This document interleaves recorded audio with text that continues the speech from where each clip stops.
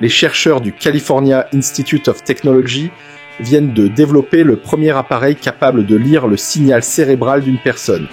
Les détails dans cette vidéo. Ça y est, la télépathie va bientôt devenir une réalité. Les scientifiques viennent de mettre au point un appareil d'interface cerveau-machine, ou IMC, capable de lire et d'interpréter le discours interne d'une personne. Après les différents tests effectués, les résultats sont encore assez modestes.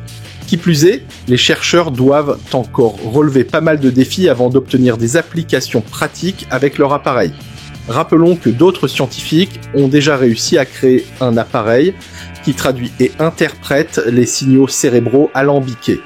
Ce genre d'appareil est utilisé pour dialoguer avec une autre personne, notamment celles qui ont des difficultés d'élocution. La technologie leur permet de recouvrer une certaine capacité de communication. Ce genre de dispositif qui existe depuis quelque temps consiste principalement à commenter le discours partiellement vocalisé ou mimé d'un individu en format audio ou en mots. Mais ce nouvel appareil développé par les chercheurs de l'Institut californien est différent. Les chercheurs espèrent extraire directement, pour ainsi dire, la pensée grâce à l'appareil. Ils ont effectué le test sur 2 personnes qui souffrent de lésions médulaires. Les chercheurs ont fixé des électrodes au niveau de leur gyrus supramarginal. Cette région du cerveau est essentielle pour le langage. Elle est notamment impliquée dans la compréhension du langage écrit et parlé. Les volontaires ont été entraînés à dire une série de mots, dont champ de bataille, cowboy, python, cuillère, natation et téléphone. Le processus était également réalisé avec 2 mots absurdes, nifzig et bandit. Pendant l'entraînement, les chercheurs examinent le cerveau des volontaires.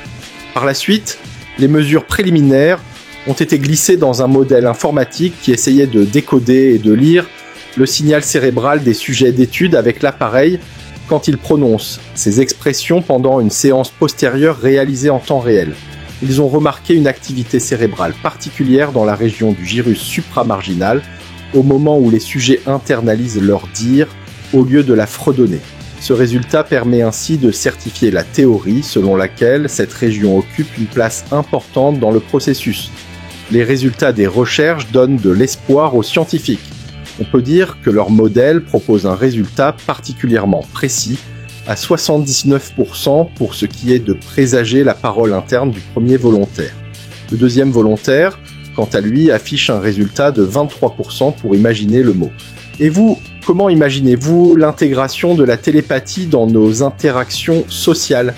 Quels sont selon vous les avantages potentiels des telles recherches et quelles pourraient être les applications les plus utiles des technologies de télépathie dans notre quotidien ?